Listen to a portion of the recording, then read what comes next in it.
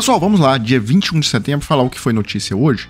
Eu abro aqui dizendo que o Reinaldo Azevedo acertou. Ele fez um texto ontem no UOL. Ele lá dizia que o Elon Musk queria devolver o X para a extrema-direita brasileira e já estava armando a segunda fase da guerra contra o STF. Então que esse movimento recente dele era um recuo tático, mas para voltar ao ataque dele contra as instituições, contra a democracia brasileira. E aí, na sequência, vem o Gustavo Gayer assumindo que falou com o Musk ontem no telefone e falando que o Musk enxerga esse recuo em relação ao Xandão e em relação ao STF como alguma coisa temporária, que é um mal menor ao Brasil. Então é um recuo tático para depois avançar no momento posterior.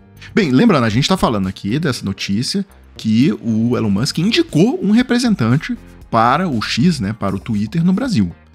Esse é o recuo do qual a gente está falando. E isso deixa claro que, nesse round, o Elon Musk perdeu. Né? O Elon Musk achou que essa decisão de retirar o Twitter do ar, que isso ia inflamar as ruas do Brasil e que talvez ia criar até um movimento golpista para derrubar a Suprema Corte do Brasil, e nada disso aconteceu. Então o Elon Musk recua. Por quê?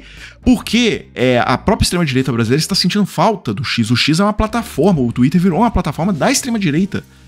Mundial, inclusive, né? Lá o Elon Musk, por exemplo, aumenta o alcance das publicações pró-extrema-direita, reduz o alcance das publicações que são contra a extrema-direita e por aí vai. Bem, o nome escolhido pelo X para representá-lo no Brasil foi da advogada Raquel de Oliveira Villanova Conceição, que era a responsável pela rede social quando a companhia decidiu fechar o escritório no Brasil em agosto. Nesse sábado, Moraes pediu novos documentos que comprovem a regularidade da empresa no Brasil. Moraes deu 48 horas para órgãos do governo atualizarem a situação cadastral do X no Brasil e 5 dias para a companhia apresentar documentos sobre a indicação da advogada, como as procurações societárias originais e a documentação emitida pela Junta Comercial de São Paulo que comprove que a advogada é mesmo a nova representante legal do X no Brasil. Agora, regularizar essa questão do representante judicial não resolve todos os problemas do Twitter no Brasil, tá? Do X no Brasil, porque e a multa sobre tudo que aconteceu, tá? Do descumprimento até agora de todas as decisões judiciais, 20 milhões de reais. E aí eu já quero emendar no segundo assunto, que é uma entrevista que tá lá no Globo de hoje. Mas antes vocês têm que saber isso, né? Que o Moraes emitiu uma nova multa para o X por conta de um truque que ele fez que na sexta-feira, aliás, foi na quinta-feira, que driblou o bloqueio na rede social no Brasil. O X mudou ali o endereço deles, né, eletrônico e tal. E aí tem uma entrevista hoje no Globo interessantíssima do presidente da Anatel. Esse cara não é do governo Lula, tá? Esse cara não tem nada a ver com o governo. A Anatel é uma agência reguladora independente do poder executivo atual. E é o seguinte, o nome foi votado lá no Senado e tal. E ele dizendo claramente, tá? O X adotou medida de piratas, de bandidos, tá? Para furar o bloqueio da rede no Brasil. Então, o jornalista ali da Globo pergunta para ele o seguinte: como a Anatel conseguiu identificar uma ação deliberada por parte do X? Ou seja, por que vocês acham que é intencional o que o Musk fez? Aí ele diz, olha, primeiro, pela medida que foi feita para burlar o bloqueio. Quando a gente bloqueia o IP de uma TV pirata, em geral, eles se escondem numa dessas plataformas de CDN. Então, essa foi uma primeira evidência. A medida que usaram para burlar o nosso bloqueio é a mesma medida que os piratas usam para fugir. A segunda questão é que Elon Musk foi para a própria rede social se vangloriar de que tinha conseguido furar o bloqueio. Terceiro, eles mudaram esses IPs que estavam bloqueados e não houve nenhuma comunicação à Anatel. Aí ele segue, o Cloudflare é como se fosse um número de IP compartilhado. Então é como se todo o tráfego do X estivesse sendo misturado com outros conteúdos. De tal forma que se a gente derrubasse o Cloudflare, podia derrubar junto um monte de gente. Avaliamos que derrubar o Cloudflare geraria um impacto gigantesco. Não descartamos derrubá-lo, mas a gente foi buscar outras formas de bloquear. Entramos em contato direto com a Cloudflare nos Estados Unidos. Eles não estavam nem sabendo que o X estava trafegando por lá. Eles rapidamente isolaram o tráfego do X dentro do Cloudflare e nos deram os números dos IPs específicos para o X e falaram para a Anatel: se você quiser bloquear, bloqueie esses números aqui, que eles são específicos do X. Aí a gente foi lá e bloqueou só aqueles, e aí deu certo, o X voltou a ser bloqueado no Brasil.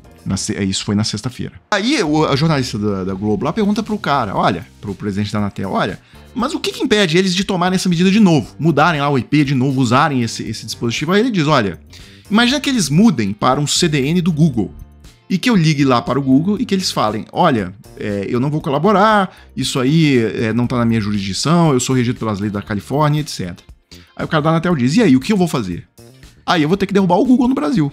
E isso não vai ser nem um pouco tranquilo, né? Porque não precisa nem de dizer, acho que é o e-mail mais usado do Brasil, todos os celulares do Brasil, basicamente, a maioria, 90% usam Android, você tem empresas grandes que usam, né, as plataformas do Google. Aliás, esse canal aqui ia sair do ar, porque o YouTube é do Google, então imagina o caos que ia ser a derrubada do Google no Brasil. Então, olha como que é complicado isso, né, essa questão toda. Agora, eu só fico com uma dúvida. Não é muito mais simples dar uma ordem pro Google e pra Apple, tá?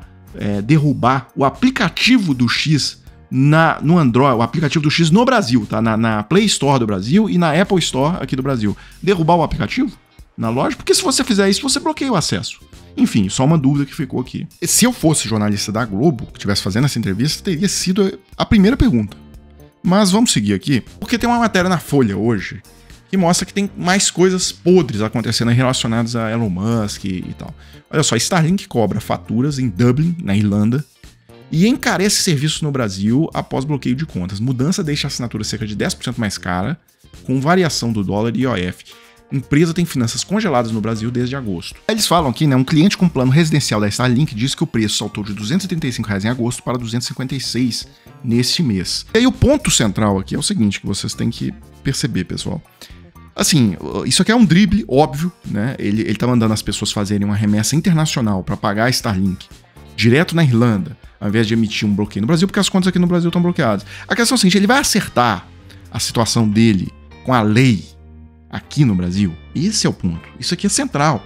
Ou seja, ou ele vai continuar fazendo gambiarra o tempo todo para driblar. Se ele seguir nessa linha da gambiarra, eu penso que o Twitter enfim, isso não vai acabar não voltando, tá? Porque ele continua em desobediência judicial. O fato é esse. Por exemplo, tudo isso que ele fez, essa questão desse reajuste, porque ele não avisou, tá? Que clientes da empresa disseram à Folha de São Paulo que não foram comunicados sobre a mudança nos preços e só descobriram ao olhar a fatura de setembro. A questão é a seguinte, ele faz tudo fora da lei, ele não segue as leis do Brasil, não tá nem aí para as leis do Brasil, tá? Porque isso aí tudo é infração pelo Código de Defesa do Consumidor tal, e tal. Ele faz o que ele quiser. A questão é, ele vai se enquadrar às leis brasileiras em todas as esferas, tá? E não é só indicar representante legal aqui no Brasil. Tem mais coisa, ele tá deixando um monte de esqueleto para ele. Tem que pagar o que ele ficou devendo. Ele descumpriu as ordens judiciais. Eu acho que enquanto isso tudo não for resolvido, é possível que o Twitter não volte, tá, ao ar no Brasil. Pessoal, como já é de costume, tá, pra gente fechar esse vídeo, eu tenho anunciado isso. Caso você precise aí de uma oportunidade para se trabalhar, inclusive ganhando em dólar, isso aqui não é bet, isso aqui não é casa de aposta, não é porcaria nenhuma, isso aqui é trabalho mesmo, tá?